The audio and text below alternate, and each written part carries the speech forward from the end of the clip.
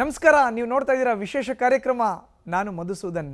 ಶಿವಮೊಗ್ಗ ಭದ್ರಾವತಿ ನಗರಾಭಿವೃದ್ಧಿ ಇಲಾಖೆಯಲ್ಲಿ ಏನೆಲ್ಲ ಆಗ್ತಾ ಇದೆ, ಶಿವಮೊಗ್ಗ ಭದ್ರಾವತಿ ನಗರ ಮುಂಬರೋ ಅಂತ 5 ವರ್ಷ 10 ವರ್ಷ 15 ವರ್ಷಗಳಲ್ಲಿ ಯಾವ ಮಟ್ಟದಲ್ಲಿ ಅಭಿವೃದ್ಧಿ ಆಗುತ್ತೆ, ಶಿವಮೊಗ್ಗ ಭದ್ರಾವತಿ ನಗರಾಭಿವೃದ್ಧಿ ಇಲಾಖೆಯಲ್ಲಿ ಕೈಗೊಂಡಿರೋ ಅಂಥ ಕಾರ್ಯಕ್ರಮಗಳಾದರೂ ಏನೇನು, ಮುಂಬರೋ ಅಂಥ ದಿನಗಳಲ್ಲಿ ಮಲೆನಾಡು ಹೆಬ್ಬಾಗಿಲು ಅಂತಲೇ ಕರೆಸ್ಕೊಳ್ಳೋ ಅಂಥ ಶಿವಮೊಗ್ಗ ಎಷ್ಟು ಸಕಾರಾತ್ಮಕವಾಗಿ ಜನಜೀವನವನ್ನು ಅಳವಡಿಕೆ ಮಾಡಿಕೊಳ್ಳುತ್ತೆ, ಜನರಿಗೆ ಕೈ ಬೀಸಿ ತನ್ನತ್ತ ಕರೆಯುತ್ತೆ. ಈ ಎಲ್ಲ ವಿಚಾರಕ್ಕೆ ಸಂಬಂಧಪಟ್ಟಂತೆ ಇವತ್ತು ನ್ಯೂಸ್ ಫಸ್ಟ್ ಜೊತೆ ಮಾತನಾಡಲಿಕ್ಕೆ ಶಿವಮೊಗ್ಗ ಭದ್ರಾವತಿ ನಗರಾಭಿವೃದ್ಧಿ ಪ್ರಾಧಿಕಾರದ ಅಧ್ಯಕ್ಷರಾಗಿರೋ ಅಂಥ HS ಸುಂದರೇಶ್ ಅವರು ನಮ್ಮ ಜೊತೆ ಇದ್ದಾರೆ.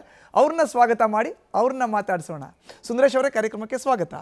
ನಮಸ್ಕಾರ. ಸ್ವಾಗತ. ಮೊದಲನೇದಾಗಿ ಶಿವಮೊಗ್ಗ ಭದ್ರಾವತಿ ಅಂತ ಹೇಳಿದ ತಕ್ಷಣ ಮಲೆನಾಡಿನ ಹೆಬ್ಬಾಗಿಲು, ತಾವು ಕೂಡ ಇದೇ ಪ್ರದೇಶದಿಂದ ಬಂದಂಥವ್ರು.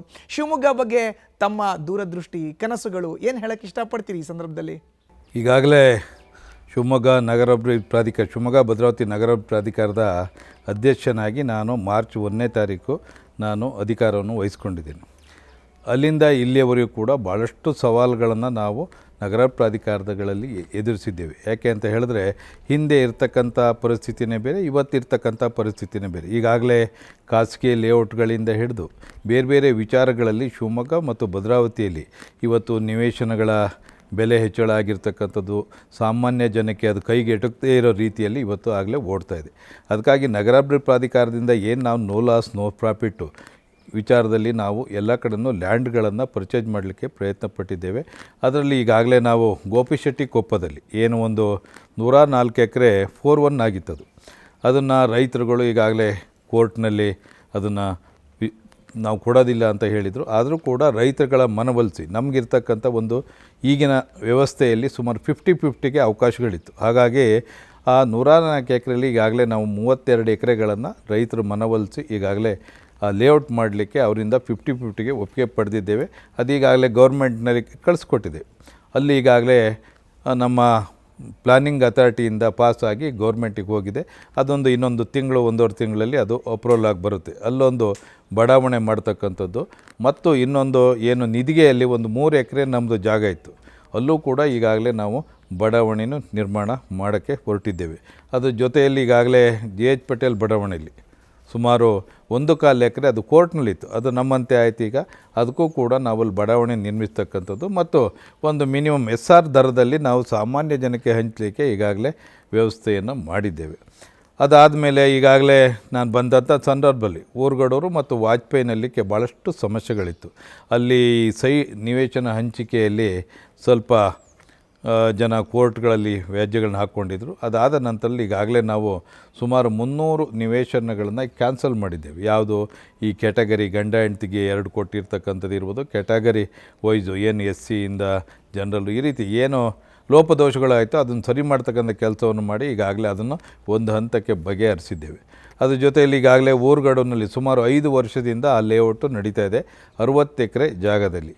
ಅಲ್ಲಿ ಈಗಾಗಲೇ ಕಾಮಗಾರಿನೂ ಕೂಡ ಪ್ರಗತಿಯಲ್ಲಿದೆ. ಅದಲ್ಲದೆ ಅಲ್ಲಿ ಭಾಳಷ್ಟು ಮನೆಗಳಿದ್ದಾವಲ್ಲಿ, ಮನೆಗಳನ್ನು ಖಾಲಿ ಮಾಡ್ತಕ್ಕಂಥದ್ದು ಮತ್ತು ಅಲ್ಲಿ ನಾವು ರಸ್ತೆಗಳು, ಚರಂಡಿಗಳು, ಮೂಲಭೂತ ಸೌಕರ್ಯಗಳನ್ನು ಮಾಡಬೇಕಾಗಿತ್ತು. ಹಾಗಾಗಿ ಅದರಲ್ಲೀಗ ಭಾಳಷ್ಟು ಮನೆಗಳಿಗೆ ಮನವೊಲಿಸಿ ನಾವು ಈಗಾಗಲೇ ಅದನ್ನು ಈಗ ಬಡಾವಣೆ ನಿರ್ಮಾಣ ಮಾಡ್ತಾ ಇದ್ದೇವೆ. ಅದು ಈಗಾಗಲೇ 5 ವರ್ಷದಿಂದ ಅದು ಟೆಂಡರ್ 5 ವರ್ಷದ ಹಿಂದೆ ಟೆಂಡರ್ ಆಗಿರ್ತಕ್ಕಂಥದ್ದು. ಅದರ ವರ್ಕ್ ಈಗಾಗಲೇ ಒಂದು ಕೊನೆಯ ಹಂತಕ್ಕೆ ಬರ್ತಾ ಇದೆ. ಅಲ್ಲಿ ನಾವು ಸುಮಾರು 625 ಸೈಟ್ಗಳನ್ನು ಈಗಾಗಲೇ ನಿರ್ಮಾಣ ಮಾಡಿದ್ದೇವೆ. ಅದರಲ್ಲಿ ರೈತರುಗಳು ಇನ್ನೂ ಅದರ ಹಣವನ್ನು ಪಡೆದಿಲ್ಲ. ಯಾಕೆಂದರೆ ಸುಮಾರು 30 ವರ್ಷದ ಹಿಂದಿನ ಲೇಔಟ್ ಅದು ಈಗಾಗಲೇ ರೈತರುಗಳ ಹಣವನ್ನು ನಾವು ಕೋರ್ಟ್ನಲ್ಲಿ ಡಿಪಾಸಿಟ್ ಮಾಡಿದ್ದೇವೆ. ರೈತರುಗಳು ಈಗ ಅದ್ರ ಬಗ್ಗೆ ನಮಗೆ 2 ಸೈಟ್ಗಳನ್ನು ನಿವೇಶನಗಳನ್ನು ನಮ್ಗೆ ಕೊಡಬೇಕು ಅಂತೇಳಿ ಈಗಾಗಲೇ ನಮ್ಮ ಹತ್ರ ಮನವಿ ಮಾಡಿ ಭಾಳ ದಿನದಿಂದ ಕೇಳ್ತಾ ಇದ್ದಾರೆ. ಅದನ್ನು ಬಗೆಹರಿಸಲಿಕ್ಕೆ ಈಗಾಗಲೇ ಹಿಂದೆ ನನಗಿಂತ ಮುಂಚೆ ಇರ್ತಕ್ಕಂಥ ಅಧ್ಯಕ್ಷರುಗಳು ಗೌರ್ಮೆಂಟಿಗೆ ಕಳಿಸಿದ್ರು 2 ನಿವೇಶನಗಳನ್ನು ರೈತರಿಗೆ ಕೊಡಲಿಕ್ಕೆ ಅಂತೇಳಿ.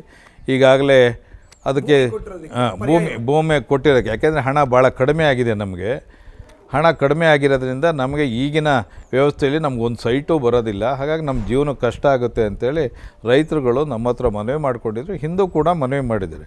ಹಿಂದೆ ಅವರು ಮನವಿ ಮಾಡಿದಂಥ ಸಂದರ್ಭದಲ್ಲಿ ಯಡಿಯೂರಪ್ಪನವರು ಮುಖ್ಯಮಂತ್ರಿ ಆದ ಸಂದರ್ಭದಲ್ಲಿ ಅದನ್ನು ಪ್ರಾಧಿಕಾರದಿಂದ ಕಳಿಸ್ಕೊಟ್ಟಿದ್ರು. ಬಟ್ ಆದರೆ ಸರ್ಕಾರ ಅದಕ್ಕೆ ಕ್ಯಾಬಿನೆಟಲ್ಲಿ ಒಪ್ಪಲಿಲ್ಲ. 2 ಸೈಟ್ ಕೊಡೋಕ್ಕಾಗೋದಿಲ್ಲ, ನೀವು ಕೊಡೋದಾದರೆ ಒಂದು ಸೈಟನ್ನು SR ದರದಲ್ಲಿ ಅವರಿಗೆ ಕೊಡಿ ಅಂತೇಳಿ ಈಗಾಗಲೇ ಸರ್ಕಾರ ಹೇಳಿತ್ತು. ಅದಾದಮೇಲೆ ನಾವು ಮತ್ತೆ ರೈತರುಗಳು ಬಂದು ನಮ್ಮ ಹತ್ರ ಮನವಿ ಮಾಡಿಕೊಂಡು, ಇಲ್ಲ ನಮ್ಗೆ ಭಾಳ ಕಷ್ಟ ಇದೆ, ನಮಗೆ ಇಷ್ಟು ಜಾಗ ಬಿಟ್ಟುಕೊಟ್ಟು ನೀವು ನಮಗೊಂದು ಸೈಟ್ ಕೊಡದೇ ಇದ್ರೆ ಹಾಗೆ ನಮ್ಮ ಜಾಗದಲ್ಲೇ ನಮಗೊಂದು ಸೈಟ್ ಕೊಡಿ ಅಂತೇಳಿ ಈಗಾಗಲೇ ನಮ್ಮ ಹತ್ರ ಕೇಳಿದರು. ಅದನ್ನು ಕೂಡ ಈಗಾಗಲೇ ಅಸೆಂಬ್ಲಿನಲ್ಲಿ ಕೆಲವೊಂದು ಶಾಸಕರು, ವಿಧಾನ ಪರಿಷತ್ತರು ಈಗಾಗಲೇ ಕ್ವಶನನ್ನು ಕೇಳಿದ್ದಾರೆ. ಅದು ಒಂದು ಹಂತಕ್ಕೆ ಬರ್ತಾಯಿದೆ. ಅದ್ರ ಜೊತೆಯಲ್ಲಿ ಸುಮಾರು 400 ಸೈಟ್ಗಳನ್ನು ಈಗ ನಾವು ಪಬ್ಲಿಕ್ ಹಂಚಲಿಕ್ಕೆ ನಾವು ಅರ್ಜಿಯನ್ನು ಕರೆದಿದ್ದು. ಅರ್ಜಿ ಕರೆದು ಈಗಾಗಲೇ ಅದು ಕೂಡ ಇನ್ನು 1-2 ತಿಂಗಳಲ್ಲಿ ಆ ನಿವೇಶನಗಳನ್ನು ನಾವು ಹಂಚಿಕೆಯನ್ನು ಮಾಡ್ತೇವೆ. ಅದ್ರ ಜೊತೆಯಲ್ಲಿ ಈಗಾಗಲೇ ಎಲ್ಲೆಲ್ಲಿ ಕಾರ್ನರ್ ಸೈಟ್ಗಳಿದ್ದಾವೆ ಆ ಸೈಟ್ಗಳನ್ನು ನಾವು ಹರಾಜು ಮುಖಾಂತರವಾಗಿ ಈಗಾಗಲೇ ಭಾಳಷ್ಟು ಸೈಟ್ಗಳನ್ನ ಹರಾಜು ಹಾಕಿದ್ದು. ಅದು ಆನ್ಲೈನಲ್ಲಿ ಹರಾಜು ಇರೋದ್ರಿಂದ ಈಗಾಗಲೇ ಅದರಿಂದನೂ ಕೂಡ ನಮಗೆ ಒಂದಷ್ಟು ಹಣ ಬಂದಿದೆ. ಹಾಗಾಗಿ ನಾವು ಇವತ್ತು ಏನು ಈಗ ಎಲ್ಲ ಕಡೆನೂ ಕೂಡ ಲ್ಯಾಂಡ್ ಪರ್ಚೇಸ್ ಮಾಡಲಿಕ್ಕೆ ಲ್ಯಾಂಡ್ ಕಾಸ್ಟ್ ಭಾಳ ಇದೆ. ಅದಕ್ಕೆ ನಮ್ಮ ಪ್ರಾಧಿಕಾರದಿಂದ ಅದನ್ನು ಅಷ್ಟು ಕಾಸ್ಟಿಗೆ ತಗೊಂಡು ನಾವು ನಿವೇಶನ ಹಂಚಲಿಕ್ಕೆ ಇವತ್ತು ಸಾಮಾನ್ಯ ಜನಕ್ಕೆ ಅದು ಭಾಳ ದುಬಾರಿ ಅದೇ ಪ್ರಶ್ನೆ ಇತ್ತು ಸರ್. ಆಕ್ಚುಲ್ ಆಗಿ ತಾವು ಇಲ್ಲಿ ಅಧ್ಯಕ್ಷರಾಗಿದ್ದೀರಿ, ಎಲ್ಲ ಒಂದ್ ಕಡೆ ಖಾಸಗಿ ಲೇಔಟ್ಗಳ ನಿರ್ಮಾಣದಲ್ಲಿ ಹೌದೌದು ಮುಂದಾಗ್ತಾ ಇರುವಂತ ಜನಕ್ಕೆ ತಾವು ಬಹಳ ನೋ ಲಾಸ್ ನೋ ಪ್ರಾಫಿಟ್ ಅಂತ ಕೊಡ್ತೀರಾ ಅಂತ ಹೇಳಿದ್ರೆ ಸರ್ಕಾರದ ಮೇಲೂ ಕೂಡ ಹೊರೆ ಆಗುತ್ತೆ. ಆ ಒಂದು ಗ್ಯಾಪ್ ನ ಯಾವ ತರ ಫಿಲ್ ಮಾಡ್ಲಿಕ್ಕೆ ತಮ್ಮ ದುರ್ದ ಅಲ್ಲಲ್ಲ ಅದಕ್ಕಾಗಿ ನಾವೇನು ಮಾಡಿದ್ದೀವಿ ಅಂತ ಹೇಳಿದ್ರೆ ಈಗಾಗಲೇ SR ದರನೂ ಕೂಡ ಈಗ ಜಾಸ್ತಿ ಆಗಿರೋದ್ರಿಂದ ಜನಗಳಿಗೆ ಒಂದು 1,100 ರೂಪಾಯಿ ಲೆಕ್ಕದಲ್ಲಿ ನಾವು ಈಗಾಗಲೇ ಊರುಗಡನಲ್ಲಿ 1,100 ರೂಪಾಯಿ ಫಿಕ್ಸ್ ಮಾಡಿದ್ದೀವಿ, 150 ರೂಪಾಯಿ. ಹಾಗಾಗಿ ಆ ರೇಟಿಗೆ ಎಲ್ಲೂ ಸಿಗೋದಿಲ್ಲ. ಮಾರ್ಕೆಟ್ ವ್ಯಾಲ್ಯೂ ಅಲ್ಲಿ 4,000 ರೂಪಾಯಿ ಇದೆ. ಹಾಗಾಗಿ ಇವತ್ತು ಅಲ್ಲಿಗೆ 400 ಸೈಟ್ಗಳನ್ನು ನಾವು ಹೊಂದತಕ್ಕಂಥದ್ದು ಮತ್ತು ನಿಧಿಗೆ ಮತ್ತು ಸೋಮಿನಕೊಪ್ಪದಲ್ಲೂ ಕೂಡ ಈಗಾಗಲೇ ಸಣ್ಣ ಲೇಔಟ್ಗಳಾಗ್ತವೆ. ಅದನ್ನು ಕೂಡ ಸಾಮಾನ್ಯ ಜನಕ್ಕೆ ಹಂಚತಕ್ಕಂಥದ್ದಕ್ಕೆ ಈಗೆಲ್ಲ ನಾವು ವರ್ಕ್ ಆರ್ಡ್ರುಗಳು ಇದನ್ನು ವರ್ಕ್ ಅಪ್ರೂವಲ್ ತೊಗೊಂಡು ಅಡ್ಮಿನಿಸ್ಟ್ರೇಟಿವ್ ಅಪ್ರೂವಲ್ ಆಡಳಿತಾತ್ಮಕ ಮಂಜೂರಾತಿನೂ ತೆಗೆದುಕೊಂಡಾಗಿದೆ. ಅದರ ಜೊತೆಯಲ್ಲಿ ಈಗಾಗಲೇ ನಾವು ಗೋಪಿಶೆಟ್ಟಿಕೊಪ್ಪದಲ್ಲಿ ಏನು 32 ಎಕರೆ ನೋ ಲಾಸ್ ನೋ ಪ್ರಾಫಿಟ್ ಅಂದರೆ ಇದು 50-50 ಆಧಾರದ ಮೇಲೆ ಮಾಡ್ತಾಯಿದ್ದೀವೋ ಅಲ್ಲೂ ಕೂಡ ಜನಗಳಿಗೆ ಭಾಳಷ್ಟು ಅನುಕೂಲ ಆಗ್ತದೆ. ಈಗಾಗಲೇ ನಾವು ಖಾಸಗಿ ಬಡಾವಣೆಗಳು ಜಾಸ್ತಿ ಆಗಿರೋದ್ರಿಂದ ಅದನ್ನೀಗ ಜೋನ್ ಚೇಂಜ್ನ ನಾವು ಸ್ಟಾಪ್ ಮಾಡಿ ಮಾಸ್ಟರ್ ಪ್ಲ್ಯಾನ್ನ ನಾವು ಈಗಾಗಲೇ ರೆಡಿ ಮಾಡಿದ್ದೇವೆ. ಮಾಸ್ಟರ್ ಪ್ಲ್ಯಾನ್ ಮುಖಾಂತರವಾಗಿ ನಾವೀಗ ಏನು ತಾವು ಹೇಳ್ದಾಗೆ ಶಿವಮೊಗ್ಗ ಮತ್ತು ಭದ್ರಾವತಿ ಮಲೆನಾಡು ಹೆಬ್ಬಾಗಿಲಾಗಿರೋದ್ರಿಂದ ಈ ಜಿಲ್ಲೆಗೆ ತಂದೇ ಆದ ಇತಿಹಾಸ ಇದೆ. ಕರೆಕ್ಟ್. ಇದು ಬೆಳೆದಿರ್ತಕ್ಕಂಥ ಮಲೆನಾಡು ಅಂದರೆ ಒಂದು ಜನ ಇಡೀ ದೇಶದ ಜನ ಇಷ್ಟಪಡ್ತಕ್ಕಂಥ ಪ್ಲೇಸ್ ಇದು. ಇಲ್ಲಿ ಒಳ್ಳೆಯ ಗಾಳಿ, ಒಳ್ಳೆಯ ವಾತಾವರಣ, ಒಳ್ಳೆಯ ನೀರು ಅದು ಇರ್ತಕ್ಕಂಥ ಜಿಲ್ಲೆ. ಅದರ ಇತಿಹಾಸವೂ ಇದೆ. ಇಲ್ಲಿ ಭಾಳಷ್ಟು ಜನ ರಾಜಕಾರಣಿಗಳು, ಸಾಹಿತಿಗಳು, ರೈತ ಹೋರಾಟಗಾರರು, ಕುವೆಂಪು ಅವರು ಭಾಳಷ್ಟು ಜನ ಕೊಟ್ಟಂಥ ಜಿಲ್ಲೆ ಇದು. ಈ ಜಿಲ್ಲೆಗೆ ತಂದೆ ಆದ ಒಂದು ವಿದ್ಯಾವಂತರ ಜಿಲ್ಲೆ ಇದು. ಇಲ್ಲಿ ಭಾಳಷ್ಟು ಜನ ಭಾಳ ಬುದ್ಧಿವಂತರಿದ್ದಾರೆ. ಏನೇ ಒಂದು ಸಣ್ಣ ತಪ್ಪಾದರೂ ಕೂಡ ಅದನ್ನು ಕೇಳ್ತಕ್ಕಂಥ ಮನೋಭಾವನೆ ಇರ್ತಕ್ಕಂಥ ಮತ್ತು ಎಲ್ಲರೂ ಕೂಡ ಭಾಳ ನಾವು ನಗರಾಭಿವೃದ್ಧಿ ಪ್ರಾಧಿಕಾರದಿಂದ ಭಾಳಷ್ಟು ಅದನ್ನು ನಮಗೆ ನಿರೀಕ್ಷೆ ಇಟ್ಕೊಂಡಿರ್ತಾರೆ. ಅದನ್ನು ಸ್ಪಂದನೆ ಮಾಡಲಿಕ್ಕೆ ಈಗಾಗಲೇ ನಾನು 1.5 ವರ್ಷದಲ್ಲಿ ಭಾಳಷ್ಟು ಕಾರ್ಯಕ್ರಮಗಳನ್ನು ಹಾಕ್ಕೊಂಡಿದ್ದೀವಿ. ಯಾಕೆಂದರೆ ಇವತ್ತು ಈಗಾಗಲೇ ತಮಗೆ ಗೊತ್ತಿದೆ ಕಾಡಿನ ಮೇಲೆ ನಡೀತಕ್ಕಂಥ ದಬ್ಬಾಳಿಕೆಗಳಿರ್ಬೋದು, ಕಾಡು ಕಡಿತಕ್ಕಂಥದ್ದು ಇರ್ಬೋದು, ಬೇರೆ ವಿಚಾರಗಳು 108 ಇದ್ದಾವೆ. ಹಾಗಾಗಿ ಮಲೆನಾಡಿನ ವಾತಾವರಣ ಕಂಪ್ಲೀಟ್ ಈಗ ಚೇಂಜ್ ಆಗ್ತಾ ಬಂದಿದೆ. ಗುರುತರ ಜವಾಬ್ದಾರಿ. ಪರಿಸರ ಉಳಿಸ್ತಕ್ಕಂಥದ್ದು, ಒಳ್ಳೆಯ ವಾತಾವರಣ ನಾವು ಕೊಡ್ತಕ್ಕಂಥದ್ದು ಮತ್ತು ನಗರವನ್ನು ಸುಂದರವಾಗಿ ಮಾಡ್ತಕ್ಕಂಥದ್ದು ಭಾಳಷ್ಟು ಜವಾಬ್ದಾರಿ ನಗರಾಭಿವೃದ್ಧಿ ಪ್ರಾಧಿಕಾರದ ಮೇಲೆ ಇದೆ. ಹಾಗಾಗಿ ನಾವು ಬಂದ ಮೇಲೆ ನಾನು ಒಬ್ಬ ಇಂಜಿನಿಯರಿಂಗ್ ಗ್ರ್ಯಾಜುಯೇಟ್ ಆಗಿರೋದ್ರಿಂದ ಇವತ್ತು ಈ ಜಿಲ್ಲೆಯಲ್ಲಿ ನಾನು ಈಗಾಗಲೇ ಶಿವಮೊಗ್ಗ ನಗರದಲ್ಲಿ ಓದು ವಿದ್ಯಾಭ್ಯಾಸ ಇಲ್ಲೇ ಮಾಡಿರ್ತಕ್ಕಂಥ ತೀರ್ಥಹಳ್ಳಿಯವ್ರು ನಾವು ಮೂಲತಃ. ನಮಗೆ ಈ ಪರಿಸರದ ಮೇಲೆ ಕಾಳಜಿ ಮತ್ತು ಒಂದು ಒಳ್ಳೆಯ ನೀರು ಕೊಡ್ತಕ್ಕಂಥದ್ದು, ಕೆರೆಗಳ ಇಂಪ್ರೂವ್ ಮಾಡ್ತಕ್ಕಂಥದ್ದು ಮತ್ತು ಗಿಡಗಳನ್ನು ನೆಡ್ತಕ್ಕಂಥದ್ದು, ಈ ರೀತಿಯ ವಾತಾವರಣವನ್ನು ಕ್ರಿಯೇಟ್ ಮಾಡಿ ಜನಗಳಿಗೆ ಒಳ್ಳೆಯ ಆರೋಗ್ಯವಾಗಿರಲಿಕ್ಕೆ ಬೇಕಾದಂಥ ಎಲ್ಲ ವಾತಾವರಣ ಸೃಷ್ಟಿ ಮಾಡಲಿಕ್ಕೆ ಈಗಾಗಲೇ ನಾವು ಭಾಳಷ್ಟು ಕಾರ್ಯಕ್ರಮಗಳನ್ನು ಹಾಕ್ಕೊಂಡಿದ್ದೀವಿ. ಒಂದೊಂದಾಗಿ ತಮ್ಗೆ ಹೇಳ್ತೇವೆ. ಈಗಾಗಲೇ ನಾವು ಶಿವಮೊಗ್ಗ ಮತ್ತು ಭದ್ರಾವತಿ ನಗರದಲ್ಲಿ ನಗರ ಪ್ರಾಧಿಕಾರದ ವತಿಯಿಂದ ಸುಮಾರು 100 ಪಾರ್ಕ್ಗಳನ್ನ ನಾವು ಅಭಿವೃದ್ಧಿ ಪಡಿಸ್ತಾ ಇದ್ದೇವೆ. ಪಾರ್ಕಿನಲ್ಲಿ ಈಗಾಗಲೇ ನಾವು ನಗರ ಪ್ರಾಧಿಕಾರಗಳು ಲೇಔಟ್ ಮಾಡಬೇಕಾದ್ರೆ ನಮಗೆ ಪಾರ್ಕ್ ಜಾಗ ಮತ್ತು ಏನೀಗ CA ಜಾಗ ಅಂತ ಎಲ್ಲ ಬಿಡಲೇಬೇಕಾಗ್ತದೆ.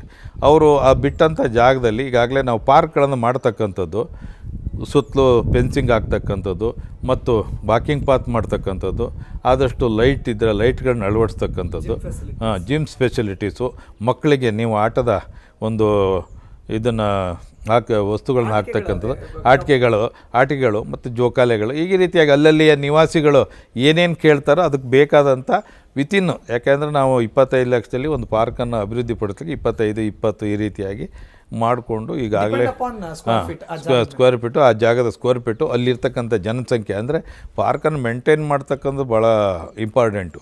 ನಾವು ಪಾರ್ಕ್ ಮಾಡಿ ಬಂದ ಕೂಡಲೇ ಅದನ್ನು ಯಾರೂ ಉಪಯೋಗಿಸ್ತಾ ಇದ್ದರೆ ಅದೇನೂ ಉಪಯೋಗ ಬರೋದಿಲ್ಲ, ಕಾಡು ಬೆಳೆದು ಮತ್ತು ಯಾರೂ ಅಲ್ಲಿ ಹೋಗೋಕ್ಕಾಗೋದಿಲ್ಲ. ಹಾಗಾಗಿ ನಾವು ಎಲ್ಲಿ ನಮಗೆ ಮನೆಗಳಾಗಿದ್ದಾವೆ, ಎಲ್ಲಿ ರೆಸಿಡೆನ್ಸ್ಗಳಿದ್ದಾರೆ, ಎಲ್ಲೆಲ್ಲಿ ನಿವೇಶ ಆ ಸಂಘಗಳಿದ್ದಾವೆ, ಆಯಾಯ ಬಡಾವಣೆಗಳ ಸಂಘಗಳನ್ನು ಮಾಡಿದಾರಲ್ಲ ಅವರಿಗೆ ಜವಾಬ್ದಾರಿ ಕೊಟ್ಟು ಅವರ ರಿಕ್ವೆಸ್ಟ್ ಮೇರೆಗೆ ನಾವು, ಯಾಕೆಂದರೆ ನಾವು ಹಾಕ್ತಂಥ ಸರ್ಕಾರದ ಹಣ ಯಾವತ್ತೂ ಪೋಲಾಗಬಾರ್ದು. ಯಾಕೆಂದರೆ ಸರ್ಕಾರದ ಹಣ ನಮಗೆ ಬಹಳ ಮುಖ್ಯ, ಅದನ್ನು ಉಪಯೋಗಿಸ್ತಕ್ಕಂಥದ್ದು ಬಹಳ ಒಳ್ಳೆಯ ರೀತಿಯಲ್ಲಿ ಆಗಬೇಕು, ಅದು ಜನಗಳಿಗೆ ಉಪಯೋಗ ಬರಬೇಕದು.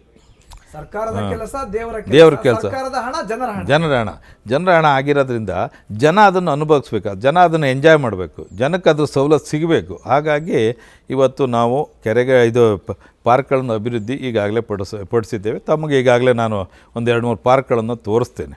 ಹಾಗಾಗಿ ಅದಾದ ನಂತರದಲ್ಲಿ ಈಗಾಗಲೇ ಕೆರೆಗಳನ್ನು ಅಭಿವೃದ್ಧಿಪಡಿಸಲಿಕ್ಕೆ ನಮಗೆ ಈ ಲೇಔಟ್ಗಳಿಗೆ ಕೊಟ್ಟಾಗ ಕೆರೆ ಸೆಸ್ ಅಂತ ಕಲೆಕ್ಟ್ ಮಾಡ್ತೀವಿ. ಅದರಲ್ಲಿ ಸುಮಾರು 50 ಕೋಟಿ ಹಣ ಇತ್ತು ನಮ್ಮ ಹತ್ರ. ಅದನ್ನು ಈಗಾಗಲೇ ನಾವು ಇಡೀ ನಗರ ಶಿವಮೊಗ್ಗ ಮತ್ತು ಭದ್ರಾವತಿಯಲ್ಲಿ ಸುಮಾರು 21 ಕೆರೆಗಳನ್ನು ಈಗಾಗಲೇ ನಾವು ಆರಿಸ್ಕೊಂಡಿದ್ದೀವಿ. ಎಲ್ಲೆಲ್ಲಿ ಜನಗಳು ವಾಸ ಇದ್ದಾರೆ, ಜನ ಅದನ್ನು ಉಪಯೋಗಿಸ್ಕೊಳ್ತಾರೆ, ಅಲ್ಲಿ ಜನಗಳಿಗೆ ನಾವು ಏನು ಕೊಟ್ಟರೆ ನಮ್ಗೆ ಅನುಕೂಲ ಆಗುತ್ತೆ, ಅದ್ರ ಜೊತೆಯಲ್ಲಿ ಪರಿಸರ ಇಂಪ್ರೂವ್ ಮಾಡಲಿಕ್ಕೆ ಏನೇನು ಬೇಕೋ ಅದನ್ನೆಲ್ಲವನ್ನು ಆ ಕೆರೆಗಳಲ್ಲಿ ಅಳವಡಿಸಿದ್ದೇವೆ. ಈ ಕೆರೆಗಳಲ್ಲಿ ಫಸ್ಟಿಗೆ ನಾವು ಒಂದೊಂದು ಕೆರೆಯಲ್ಲೂ ಕೂಡ ಅದನ್ನು ಹೂಳು ತೆಗೆದು ನೀರು ಸ್ಟಾಕ್ ಮಾಡ್ತಕ್ಕಂಥದ್ದು, ವಾಟರ್ ಬೇಸ್ ಅಂತರ್ಜಲ ಹೆಚ್ಚಲಿಕ್ಕೆ. ಇವತ್ತು ನಗರದಲ್ಲಿ ಕೆಲವು ಟೈಮ್ ಬರಗಾಲ ಬರುತ್ತೆ, ಕೆಲವು ಟೈಮು ಬೇಸಿಗೆ ಬೇರೆ, ಆಮೇಲೆ ಬೋರಲ್ಲಿ ನೀರು ಹಿಂಗಿ ಹೋಗ್ತವೆ.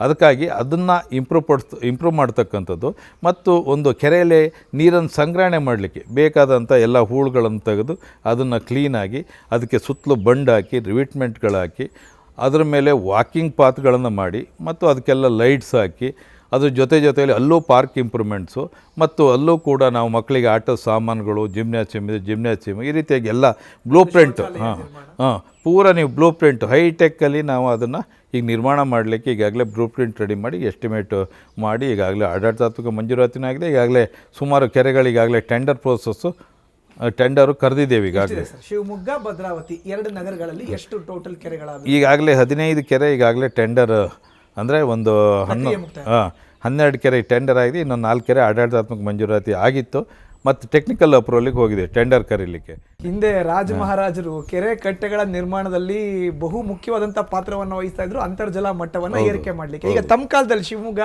ಮತ್ತು ಭದ್ರಾವತಿ ನಗರದಲ್ಲಿ ಕೆರೆಗಳ ನಿರ್ಮಾಣ ಆಗುತ್ತೆ ಅಂದರೆ ಬಹಳ ಖುಷಿ ಆಗುತ್ತೆ. ಯಾಕೆ ಅಂತ ಹೇಳಿದ್ರೆ ನಾನು ಕಾಡಾ ಚೇರ್ಮನ್ ಆಗಿದೆ 2016ರಿಂದ 18ರವರೆಗೂ. ಹಿಂದೆ ಸಿದ್ದರಾಮಯ್ಯರ ಲಾಸ್ಟ್ ಟೈಮ್ ಮುಖ್ಯಮಂತ್ರಿ ಸಂದರ್ಭದಲ್ಲಿ ಆ ಟೈಮ್ನಲ್ಲಿ ಬಹಳ ಬರಗಾಲ, ಸುಮಾರು 10 ಲಕ್ಷ ಹೆಕ್ಟೇರಿಗೆ ನಾವು ಜಮೀನಿಗೆ ನೀರು ಕೊಡಬೇಕಿತ್ತು. ಅವತ್ತು ಕೂಡ ಸುಮಾರು ನಾವು 225 ಕೆರೆಗಳ ಒತ್ತುವರಿಯನ್ನು ತೆರವು ಮಾಡಿಸಿ ಈ 2 ನಗರದಲ್ಲಿ, ಹೌದೌದು ಈ 2 ನಗರ ಅಲ್ಲ, ಅದು ಕಾಡ ಸುಮಾರು ಒಂದು 12 ಜಿಲ್ಲೆ ಕುಡಿಯೋ ನೀರು ಕೊಡ್ತಕ್ಕಂಥದ್ದು, ಅದು ಬೆಳೆಗಳಿಗೆ ನೀರು ಕೊಡ್ತಕ್ಕಂಥದ್ದು ಭಾಳ ಒಳ್ಳೆಯ. ನಮ್ಮ ಭದ್ರಾ ನದಿಯಿಂದ ಸುಮಾರು 12 ಜಿಲ್ಲೆಗೆ ಕೊಡ್ತೀವಿ. ಹಾಗಾಗಿ ಅಲ್ಲಿ ನಾವು ಕೆರೆಗಳನ್ನೆಲ್ಲ ಒತ್ತುವರಿ ತೆರವು ಮಾಡಿಸಿ ಅವತ್ತು ಕೂಡ ರೈತರುಗಳು ಪಾಪ ಯಾರೂ ನನ್ನ ಹತ್ರ ಇದು ಮಾಡಿಲ್ಲ, ಅವತ್ತು ಕೂಡ ಒಳ್ಳೆಯ ಕೆಲಸಗಳನ್ನಲ್ಲೂ ಮಾಡಿದ್ದೆವು. ಅಲ್ಲೂ ಕೂಡ 2 ಲಕ್ಷ ಗಿಡಗಳನ್ನು ಚಾನಲ್ ಮೇಲೆ, ಯಾಕೆಂದರೆ ಬರಗಾಲ ಇರೋದ್ರಿಂದ ಈಗ ಪಕ್ಷಿಗಳು ಅಥವಾ ರೈತರು ಹೊಲಕ್ಕೆ ಹೋದ್ರೆ ಒಂದು ನೆರಳಿಗೋಸ್ಕರವಾಗಿ 2 ಲಕ್ಷ ಗಿಡಗಳನ್ನು ರೈತರಿಗೆ ಕೊಟ್ಟು, ಯಾಕೆಂದ್ರೆ ನಾನು ಸನ್ಮಾನ ಮಾಡೋಕ್ಕೆ ಬರ್ತಿದ್ರು ರೈತರು, ಸನ್ಮಾನ ಬೇಡ ನೀವೊಂದು 10 ಗಿಡ ನಡಿ ಅಂತ ಗಿಡ ಕೊಟ್ಟು ಕಳಿಸ್ತಿದ್ದೆ. ಯಾಕೆಂದ್ರೆ ಸುಮ್ಮನೆ ಶಾಲು ಇದು ತಂದು ನೀವು ನನಗೆ ಹಾಕೋದು ಬೇಡ, ಅದು ದುಂದು ವೆಚ್ಚ ಬೇಡ, ನೀವು ಹೋಗಿ ನೀವು ಗಿಡಗಳನ್ನು ನಡ್ರಿ, ನಾನು ಬಂದು ನೋಡ್ತೀನಿ ಅಂತ.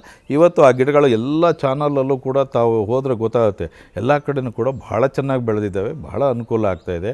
ಇವತ್ತು ಎಷ್ಟೇ ಬೇಸಿಗೆ ಬಂದರೂ ಕೂಡ ಜನಗಳಿಗೆ ವಿಶ್ರಾಂತಿ ಮಾಡಲಿಕ್ಕೆ ಮತ್ತೊಂದು ಮಾಡಲಿಕ್ಕೆ.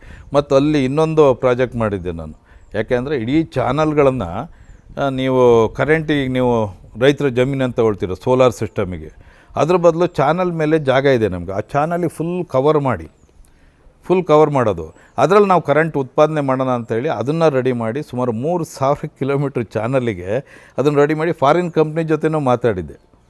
ಅಂದರೆ ನಮ್ಮದೇನು ಅವರೇ ಬಂದು ಇದು ಇನ್ವೆಸ್ಟ್ ಮಾಡೋದು ಎಲ್ಲ ಮಾಡೋದು, ನಾವು ಕರೆಂಟು ಅವರು ಬಂಡವಾಳ ನಮ್ದೇನಿಲ್ಲ. ಕರೆಂಟ್ ನಾವು ಪರ್ಚೇಸ್ ಮಾಡಬೇಕು ಅಷ್ಟೇ.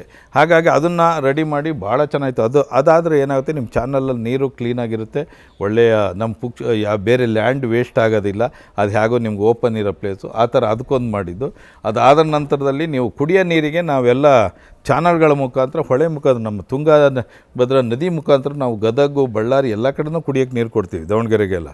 ಬಟ್ ಅಲ್ಲಿ ನಿಮಗೆ ನೀರುಗಳು ಹೋಗ್ತಾ ಸಿಕ್ಕಾಬಿಟ್ಟೆ ಪೋಲಾಗುತ್ತೆ. ಅದ್ರ ಬದಲು ಪೈಪ್ಲೈನ್ ಮಾಡೋಣ ಅಂತೇಳಿ ಅದಕ್ಕೊಂದು ಎಸ್ಟಿಮೇಟಲ್ಲಿ ರೆಡಿ ಮಾಡಿದ್ದು. ನಿಜಕ್ಕೂ ಕೂಡ ಶಿವಮೊಗ್ಗ ಭದ್ರಾವತಿ ನಗರಕ್ಕೆ ಈ ಹೊಳೆ ವರದಾನ ಸರ್. ವರದಾನ. ಕಳೆದ 2 ವರ್ಷದಲ್ಲಿ ಸಾಕಷ್ಟು ಮಳೆಯ ಪ್ರಮಾಣ ಕೂಡ ಹೆಚ್ಚಾಗಿದೆ. ಹೆಚ್ಚಾಗಿದೆ. ಆದರೆ ನಾವು ಈಗ ನೀವು ಕೆರೆಗಳು ನಾವು ಸಿಲ್ಟ್ ತೆಗೆದೇ ಇದ್ದರೆ ಅಲ್ಲಿ ನಿಲ್ಲೋದಿಲ್ಲ. ಆಮೇಲೆ ಇನ್ನೊಂದೇನು ಸಮಸ್ಯೆ ಅಂದರೆ, ನಮ್ಮೆಲ್ಲ UGD ನೀರುಗಳನ್ನು ಕೆರೆಗಳಿಗೆ ಬಿಟ್ಟಿದ್ದಾರೆ. ಅದನ್ನು ಈಗಾಗಲೇ ತಮ್ಗೆ ಅದನ್ನು ನಾನು ಮರ್ತಿದ್ದೆ, ಅದನ್ನು ಈಗ ನಮ್ಮ ಎಸ್ಟಿಮೇಟಲ್ಲಿ ಪ್ರಾವಿಷನ್ ಮಾಡ್ಕೊಂಡಿದ್ದೀವಿ. ಎಲ್ಲ ಕಡೆಯೂ ಕೂಡ UGD ವಾಟ್ರನ್ನ ಯಾವುದೇ ಕಾರಣಕ್ಕೂ ಕೆರೆಗೆ ಹೋಗಿ ಸೇರಬಾರ್ದು. ಅದಕ್ಕೆ ಡ್ರೈನೇಜ್ ವ್ಯವಸ್ಥೆ ಹೊರಗಡೆ ಮಾಡಿ ಕೆರೆಯ ನೀರನ್ನು ಪರಿಶುದ್ಧವಾಗಿ, ಹಿಂದೆ ತಾವೆಲ್ಲ ಹಳ್ಳ ಕೆರೆ ನೀರು ಕುಡಿತಾಯಿದ್ದು, ಇವತ್ತೆಲ್ಲ ಬಿಸ್ಲರಿ ಎಲ್ಲದಕ್ಕೂ ಹೋಗಿದೆ. ಆ ಕೆರೆ ನೀರು ಕುಡಿಯೋ ಸ್ಥಿತಿಯಲ್ಲಿ ಇರಬೇಕು ಅಂತ ನನ್ನ ಆಸೆ ಇರ್ತಕ್ಕಂಥದ್ದು. ಅದಕ್ಕೆ ಬೇಕಾದಂಥ ಎಲ್ಲ ವಿಚಾರಗಳನ್ನು ನಾವು ಎಸ್ಟಿಮೇಟಲ್ಲಿ ಅಳವಡಿಸಿದ್ದೇವೆ. ಅದನ್ನು ಹಂತ ಹಂತವಾಗಿ ಅದೇನಾಗುತ್ತೆ, ಈಗ ನಮ್ಮಗಳ ಚಿಂತನೆಗೂ ಅಥವಾ ಇನ್ನೊಬ್ರು ಬಂದ್ರಿಗೂ ಅದು ವ್ಯತ್ಯಾಸ ಇರುತ್ತೆ. ಬಟ್ ನಮಗೆ ಸಮಯ ಕಡಿಮೆ ಇರೋದ್ರಿಂದ ಅದೇನಾಗುತ್ತೋ ಗೊತ್ತಿಲ್ಲ, ಒಟ್ಟಿನಲ್ಲಿ ಅಷ್ಟು ಹಂತಕ್ಕೆ ತಂದು ನಿಲ್ಲಿಸಿದ್ದೇವೆ ಕೆರೆಗಳದು. ಇದು ಒಂದು ಭಾಗ. ಈ ಹಿಂದೆ ಯಡಿಯೂರಪ್ಪನವರು ಇದ್ದಾಗ ರಾಜ್ಯದ ಪ್ರಮುಖ ನಗರಗಳನ್ನು ಗುರುತಿಸಿ ವಿಶೇಷ ಪ್ಯಾಕೇಜ್ಗಳನ್ನು ಕೊಟ್ಟರು. ಅದರಲ್ಲಿ ಶಿವಮೊಗ್ಗ ಕೂಡ ಒಂದು. ಜನಸಂಖ್ಯೆ ಜಾಸ್ತಿ ಇದೆ, ಮಧ್ಯಮ ವರ್ಗದವ್ರಿಗೆ ಕೈಗೆಟಕಬೇಕು, ಮನೆಯು ನಿರ್ಮಾಣ ಆಗಬೇಕು, ಜಾಗ ಇರಬೇಕು. ಈಗ ಏನಂತಾರೆ ಜನಗಳು ಎಲ್ಲರೂ ಸ್ವಲ್ಪ ಸರ್ಕಾರಗಳ ಬಗ್ಗೆ ಒಂದೊಂದು ಸರ್ತಿ ಹೇಳ್ತಾರೆ, ಯಾಕೆಂದರೆ ರೇಟ್ ಜಾಸ್ತಿ ಆಗಿಬಿಟ್ಟಿದೆ, ನಾವು ಹೆಂಗೆ ಬದುಕಬೇಕು, ನಮ್ಗೆ ಹುಟ್ಟಿದ ಮೇಲೆ ಒಂದು ಮನೆ ಇಲ್ಲ, ನಿವೇಶನಗಳಿಲ್ಲ ಅಂತ. ಹಾಗಾಗಿ ಇವತ್ತು ಇಡೀ ರಾಜ್ಯ ಪ್ರಾಧಿಕಾರಗಳಲ್ಲಿ ಮೊದಲನೇ ಬಾರಿಗೆ ಶಿವಮೊಗ್ಗದಲ್ಲಿ ನಾನು ಫಸ್ಟ್ ಬಂದು ಚಾರ್ಜ್ ತಗೊಂಡ ತಕ್ಷಣವಾಗಿ ನಾನು ಹೇಳಿರ್ತಕ್ಕಂಥದ್ದು ಅಪಾರ್ಟ್ಮೆಂಟ್ಸ್ಗಳ ನಿರ್ಮಾಣ ಮಾಡ್ತೀವಿ ಅಂತ. ಯಾಕೆಂದರೆ ಇಲ್ಲಿವರೆಗೆ ಯಾರೂ ಮಾಡಿಲ್ಲ ವಸತಿ ಸಮುಚ್ಚಯಗಳು. ಯಾವುದು ಪ್ರಾಧಿಕಾರಗಳಲ್ಲಿ ಎಲ್ಲೂ ಮಾಡಿಲ್ಲ ರಾಜ್ಯದಲ್ಲಿ. BDA ಸ್ವಲ್ಪ ಮಾಡಿ, BDA ಒಂದು ಬಿಟ್ಟರೆ, ಯಾಕೆ BDA ರೂಲ್ಸು ನಮಗೂ ಸ್ವಲ್ಪ ಡಿಫ್ರೆನ್ಸ್ ಇರುತ್ತೆ. BDA ಮಾಡಿದ್ದಾರೆ, ಅದು ಬಿಟ್ಟರೆ ಪ್ರಾಧಿಕಾರಗಳಲ್ಲಿ ನಾವೇ ಪ್ರಥಮ ಬಾರಿಗೆ. ಈಗಾಗಲೇ 4 ಎಕರೆ ಜಾಗದಲ್ಲಿ ಯಾವ ರೀತಿ ಅಪಾರ್ಟ್ಮೆಂಟ್ಸ್ಗಳು ಅಂದರೆ, ಒಂದು ಸಿಂಗಲ್ BHK, 2 BHK, 3 BHK ಎಲ್ಲವೂ ಕೂಡ ಬ್ಲ್ಯಾಕ್ ವೈಸ್ ಮಾಡ್ತೀವಿ. ಒಂದು ಬ್ಲ್ಯಾಕಿಂದ ಇನ್ನೊಂದು ಬ್ಲ್ಯಾಕಿಗೆ ಸಂಪರ್ಕ ಇರಬಾರ್ದು, ಆಯಾ ಬ್ಲ್ಯಾಕಿಗೆ ವ್ಯವಸ್ಥಿತವಾಗಿ ನೀಟಾಗಿ ಮಾಡ್ತಕ್ಕಂಥದ್ದು. ಅದರ ಜೊತೆಯಲ್ಲಿ ಖಾಸಗಿ ಏನು ನಿಮ್ಮ ಅಪಾರ್ಟ್ಮೆಂಟ್ಸ್ಗಳಿದ್ದಾವೆ ಅದಕ್ಕೆ ಅದೇ ರೀತಿಯಲ್ಲಿ ಅದಕ್ಕಿಂತ ಹೈಟೆಕ್ ಆಗಿ ಮಾಡಬೇಕು ಅನ್ನೋದು ನನ್ನ ಆಸೆ. ಯಾಕೆ ಅಂತ ಹೇಳಿದ್ರೆ, ಇವತ್ತು ಅದಕ್ಕೆ ಸ್ವಿಮ್ಮಿಂಗ್ ಪೂಲ್ ನಾವು ಅಳವಡಿಸಿದ್ದೇವೆ, ಆಮೇಲೆ ಫಂಕ್ಷನ್ ಹಾಲು, ಕ್ಲಬ್ ಹೌಸು, ಜಿಮ್ನಾಷಿಯಮ್ಮು, ಲೈಬ್ರರಿ, ಎಲ್ಲ ಪ್ರತಿಯೊಂದು ವಾಕಿಂಗ್ ಪಾತು, ಆಮೇಲೆ ಪಾರ್ಕ್, ಹೌದೌದು, ಕಲ್ ಬೆಂಚ್ಗಳು, ವಾಕಿಂಗ್ ಪಾತು, ಜೋಕಾಲೆಗಳು ಮಕ್ಕಳಿಗೆ, ಆಮೇಲೆ ನಿಮಗೆ ಲೈಟ್ಸ್ಗಳು ಎಲ್ಲ ಕಡೆನೂ. ಅದ್ರ ಜೊತೆಲಿ ಕಮರ್ಷಿಯಲ್ಲು ಅವ್ರಿಗೆ ಬೇಕಾದಂಥ ವಸ್ತುಗಳು, ಅವ್ರು ಯಾರು ಹೊರಗಡೆ ಹೋಗದೇ ಇರೋ ರೀತಿಯಲ್ಲಿ ಕಮರ್ಷಿಯಲ್ ಏನು ಶಾಪ್ಗಳಿದಾವೋ, ಪ್ಲಸ್ ಇನ್ಕಮ್ ನಗರ ಪ್ರಾಧಿಕಾರಕ್ಕೆ ರೆಗ್ಯುಲರ್ ಇನ್ಕಮಿಗೆ ಆ ಅಪಾರ್ಟ್ಮೆಂಟ್ಸ್ಗಳು ಮೇಂಟೈನ್ ಆಗಿ ಬೇಕಾದಂಥ ಸುತ್ತಲೂ ನಾವು ಕಮರ್ಷಿಯಲ್ ವ್ಯವಸ್ಥೆಯನ್ನು ಕಲ್ಪಿಸಿದ್ದೇವೆ ಅಪಾರ್ಟ್ಮೆಂಟಲ್ಲಿ. ಅದರಲ್ಲಿ ನಾವೀಗ ಸುಮಾರು 20 ರಿಂದ 24 ಲಕ್ಷಕ್ಕೆ 600 ರಿಂದ 700 ಅಡಿ ಒಂದು ಸಿಂಗಲ್ ಫ್ಲ್ಯಾಟು ಕೊಡ್ತಕ್ಕಂಥದ್ದು. ಆಮೇಲೆ ನೀವು ಇನ್ನೊಂದು ಎರಡನೇದು 2 BHKನ 1100 ರಿಂದ 1200 ಅಡಿ, ಅಂದರೆ ನಿಮಗೆ 30-40 ಕಂಪ್ಲೀಟ್ ಅದನ್ನು ಕೊಡ್ತಕ್ಕಂಥದ್ದು. ಇವತ್ತು ನಿವೇಶನದ ಬೆಲೆನೇ ನಿಮಗೆ 50 ಲಕ್ಷ ಇದೆ ಶಿವಮೊಗ್ಗದಲ್ಲಿ, 40 ರಿಂದ 50 ಲಕ್ಷ ಇದೆ ನಿವೇಶನ ಬೆಲೆ. ಆದರೆ ನಾವು ಮನೆಯೇ ಆ ರೇಟ್ ಒಳಗಡೆ ಕೊಡಬೇಕು ಅಂತ ನಾನು ಈಗಾಗಲೇ ವರ್ಕೌಟ್ ಮಾಡಿ, ಯಾಕೆಂದರೆ ನಮಗೆ ಗೊತ್ತಿದೆ ಯಾವ್ಯಾವುದಕ್ಕೆ ಏನೇನು ಕಾಸ್ಟ್ ಬರುತ್ತೆ ಅಂತ ಎಲ್ಲನೂ ನಾನೇ ಖುದ್ದು ವರ್ಕೌಟ್ ಮಾಡಿ ನಮ್ಮ ಆ್ಯಕ್ಷನ್ ಪ್ಲಾನು ಎಸ್ಟಿಮೇಟ್ ಮಾಡೋರಿಗೆ, ಬ್ಲೂ ಪ್ರಿಂಟ್ ಮಾಡೋರಿಗೆ ಕೊಟ್ಟಿದ್ದೇನೆ. ಅದರ ಪ್ರಕಾರ ನೀವು ಮಾಡಿ, ಅದಕ್ಕಿಂತ ಜಾಸ್ತಿ ಬೇಡ ಅಂತ. ಒಂದು 20 ರಿಂದ 24 ಲಕ್ಷಕ್ಕೆ ಸಿಂಗಲ್ BHK, ಒಂದು 38 ರಿಂದ 40 ಲಕ್ಷಕ್ಕೆ 2 BHK, ಇದು 50 ರಿಂದ 55 ಲಕ್ಷಕ್ಕೆ 3 BHK. 3 BHKನೂ 1700 ರಿಂದ 1800 ಅಡಿ, ವೆರಿ ಸ್ಪೇಷಿಯಸ್ ಆಗಿ ಎಲ್ಲ ಡಬಲ್ ಬೆಡ್ರೂಮು, ಹಾಲು, ಡೈನಿಂಗ್ ಹಾಲು, ಸಿಟ್ಔಟು ಪ್ರತಿಯೊಂದನ್ನು ಅದರಲ್ಲಿ ಮಾಡಿದ್ದೇವೆ. ಎಲ್ಲ ಕಡೆಯೂ ಸುತ್ತಲೂ ಕೂಡ ನಾವು ಅದಕ್ಕೆ ಲಿಫ್ಟ್ ವ್ಯವಸ್ಥೆಗಳನ್ನು ಮಾಡಿದ್ದೇವೆ. ಹಾಗಾಗಿ ಭಾಳ ಹೈಟೆಕ್ ರೀತಿಯಲ್ಲಿ ಆ ಫ್ಲ್ಯಾಟ್ಸ್ಗಳಾಗ್ತವೆ. ಅದನ್ನು ನಾವು ಜನಕ್ಕೆ ಕೊಡೋದ್ರಿಂದ ಜನಕ್ಕೆ ಒಂದಿಷ್ಟು ಸಹಾಯ ಆಗುತ್ತೆ. ಯಾಕೆಂದರೆ ಅಲ್ಲಿ ಒಂದು 600 ರಿಂದ 800 ಮತ್ತು ನಮ್ಮ GH ಪಟ್ಟಣದಲ್ಲಿ 1/4 ಎಕರೆಯಲ್ಲಿ ಈಗಾಗಲೇ ನಾವು ಮಾಡ್ತಾಯಿದ್ದೇವೆ. ಅದು ಕೂಡ ಸುಮಾರು ಒಂದು 400-300 ಇವತ್ತು ಫ್ಲ್ಯಾಟ್ಗಳಾಗ್ತವೆ. ಅಂದರೆ ಹೆಚ್ಚು ಕಮ್ಮಿ 1000ದಿಂದ 1200 ಫ್ಲ್ಯಾಟ್ಗಳು, 1200 ಜನಕ್ಕೆ ಫ್ಯಾಮಿಲಿಗೆ ಅನುಕೂಲ ಆಗಂಗೆ ಈಗಾಗಲೇ ಅದನ್ನು ಮಾಡಿ ನಾವಾಗಲೇ ಅದಕ್ಕೆ ಹಣನೂ ತೆಗೆದಿಟ್ಟಿದ್ದೇವೆ. ಲಾಸ್ಟ್ ಟೈಮ್ ನಾವು 65 ಕೋಟಿ ಅದಕ್ಕೆ ತೆಗೆದಿಟ್ಟು ದುಡ್ಡಿತ್ತು. ಫಸ್ಟ್ ಇಯರ್ ಒಂದು 65 ಕೋಟಿ ಬೇಸಿಕ್ಕಾಗಿ ಇಟ್ಟಿದ್ದು. ನಿನ್ನೆ ಬಜೆಟ್ ಮಾಡಿದಾಗ ಮತ್ತೆ ಇನ್ನೊಂದು 100 ಕೋಟಿ ಸೇರಿಸಿ ಹೆಚ್ಚು ಕಮ್ಮಿ 150 ಕೋಟಿ ಇಟ್ಟಿದ್ದೀವಿ. ಅದು ಸುಮಾರು ಒಂದು 200-250 ಕೋಟಿ 300 ಕೋಟಿ ಪ್ರಾಜೆಕ್ಟ್ ಅದು. ಸುಮಾರು ಒಂದು 22 ಕೆರೆಗಳನ್ನು ಅಭಿವೃದ್ಧಿ ಮಾಡ್ತಕ್ಕಂಥ ಒಂದು ಯೋಜನೆಯನ್ನು ರೂಪಿಸಿ ಈಗಾಗಲೇ ಟೆಂಡರನ್ನು ಕರೆದಿದ್ದೇವೆ. ಅದರ ಜೊತೆಗೆ ಶಿವಮೊಗ್ಗ ಮತ್ತು ಭದ್ರಾವತಿನಲ್ಲಿ ಪ್ರಮುಖವಾಗಿರ್ತಕ್ಕಂಥ ವೃತ್ತಗಳಲ್ಲಿ ಜಂಕ್ಷನ್ ಡೆವಲಪ್ಮೆಂಟನ್ನು, ಸರ್ಕಲ್ ಅಭಿವೃದ್ಧಿ ಪಡಿಸ್ತಕ್ಕಂಥ ಯೋಜನೆಯನ್ನು ಕೂಡ ಹಾಕ್ಕೊಳ್ಳಲಾಗಿದೆ. ಜೊತೆಗೆ ನಮ್ಮ ಊರುಗಡೂರು ಮತ್ತು JH ಪಟೇಲ್ ಬಡಾವಣೆಯಲ್ಲಿ ಅಪಾರ್ಟ್ಮೆಂಟ್ಗಳನ್ನು ನಿರ್ಮಾಣ ಮಾಡತಕ್ಕಂಥ ಒಂದು ಪ್ರಸ್ತಾವನೆಯನ್ನು ಕೂಡ ಸರ್ಕಾರಕ್ಕೆ ನಾವೀಗಲೇ ಸಲ್ಲಿಸಿದ್ದೇವೆ. ಜೊತೆಗೆ ವಾಜಪೇಯಿ ಬಡಾವಣೆಯಲ್ಲಿ ಒಂದು ಹೊಸ ಕಚೇರಿ, ಅಂದರೆ ಶಿವಮೊಗ್ಗ ಭದ್ರಾವತಿ ನಗರಾಭಿವೃದ್ಧಿ ಪ್ರಾಧಿಕಾರಕ್ಕೆ ಒಂದು ಹೊಸ ಕಚೇರಿ ಮಾಡ್ತಕ್ಕಂಥ ಒಂದು ಉದ್ದೇಶನೂ ಕೂಡ ಹೊಂದಿದ್ದೇವೆ. ಜೊತೆಗೆ ಭದ್ರಾ ನದಿಯಲ್ಲಿ, ಭದ್ರಾವತಿಯಲ್ಲಿರ್ತಕ್ಕಂಥ ಭದ್ರಾ ನದಿಗೆ ಒಂದು ಸಂಗಮೇಶ್ವರ ಟೆಂಪಲ್ ಹತ್ರ ಒಂದು ಅಭಿವೃದ್ಧಿ ಕಾರ್ಯವನ್ನು ಟೆಂಪಲ್ ಅಭಿವೃದ್ಧಿ ಕಾರ್ಯವನ್ನು ಮಾಡಲಿಕ್ಕೂ ಕೂಡ ಒಂದು ಯೋಜನೆಯನ್ನು ರೂಪಿಸಿ ಈಗಾಗಲೇ ಒಂದು ಟೆಂಡರ್ ಪ್ರಕ್ರಿಯೆಯನ್ನು ಮಾಡಿದ್ದೇವೆ. ಇದೆಲ್ಲರ ಜೊತೆಗೆ ಸಾರ್ವಜನಿಕರ ಬೇಡಿಕೆಗೆ ಅನುಗುಣವಾಗಿ ಶಿವಮೊಗ್ಗ ಮತ್ತು ಭದ್ರಾವತಿ ನಗರದಲ್ಲಿರ್ತಕ್ಕಂಥ ಬಹಳಷ್ಟು ಸುಮಾರು ಒಂದು 50ಕ್ಕೂ ಹೆಚ್ಚು ಪಾರ್ಕ್ಗಳನ್ನು ಅಭಿವೃದ್ಧಿ ಪಡಿಸಲಾಗಿದೆ. ಒಟ್ಟಿನಲ್ಲಿ ಕಳೆದ ಒಂದು 2 ವರ್ಷದಲ್ಲಿ ಬಹಳಷ್ಟು ಅಭಿವೃದ್ಧಿ ಕಾರ್ಯಗಳಿಗೆ ಈಗಾಗಲೇ ಚಾಲನೆ ಕೊಟ್ಟು ಅದರ ಪ್ರಕ್ರಿಯೆಯನ್ನು ಈಗ ನಾವು ಮುಂದುವರಿಸ್ತಾ ಇದ್ದೇವೆ. ಅವರು ಒಂದು ಸುಮಾರು ವರ್ಷಗಳಿಂದನೂ ಒಂದು ಯಂಗ್ ಆ್ಯಂಡ್ ವಿಷನರಿ ಲೀಡರ್. ಒಂದು ಅವರಿಗೆ ಏನು ಹೇಳ್ಬೋದು ಅಂದರೆ ಆರ್ಗನೈಸೇಷನಲ್ ಮ್ಯಾನ್ ಅಂತ ಹೇಳ್ಬೋದು. ಒಂದು ಅವರಿಗೊಂದು ಕೊಟ್ಟರೆ, ಒಂದು ಏನೇ ಒಂದು ಜವಾಬ್ದಾರಿ ಆಗಲಿ, ಅವರಿಗೊಂದು ಒಂದು ರೆಸ್ಪಾನ್ಸಿಬಿಲಿಟಿ ಕೊಟ್ಟರೆ ಅದಕ್ಕೆ ಮೂಲ ಹೋಗಿ ಅದರದ್ದು ಎಲ್ಲ ತಿಳ್ಕೊಂಡು ಎಲ್ಲ ಕೆಲಸಗಳು ಮಾಡಿಸಿ ಮುಗಿಸೋ ತನಕ ಬಿಡೋದಿಲ್ಲ. ಸೊ ಶಿವಮೊಗ್ಗದಲ್ಲಿ ಸುಮಾರು ಕೆಲಸಗಳು ನಮ್ಮ ಪ್ರಾಧಿಕಾರದಲ್ಲಿ ಏನಾಗಿತ್ತು ಅಂದರೆ ಅರ್ಧ ಕೆಲಸ ಮಾಡಿ ಬಿಟ್ಟಿದ್ರು. ವರ್ಕ್ ಆರ್ಡರ್ಗಳು ಪ್ರೋಸೆಸ್ಸಲ್ಲಿ ಇರಲಿಲ್ಲ. ಅರ್ಧ ಕೆಲಸ ಮಾಡಿ ಮುಗಿಸಿದ್ದೆಲ್ಲ ಇದ್ದಿದ್ದನ್ನು ಏನು 20 ತಿಂಗಳಲ್ಲಿ ಮುಗಿಸಿದ್ದಾರೆ. ಇದು ಒಂದು ಶಿವಮೊಗ್ಗಕ್ಕೆ ಅದ್ಭುತವಾದ ಕೆಲಸ ಮಾಡಿರುವಂಥದ್ದು ಅಂತ ನಾನು ಹೇಳಲಿಕ್ಕೆ ಒಂದು ಬಯಸ್ತೀನಿ.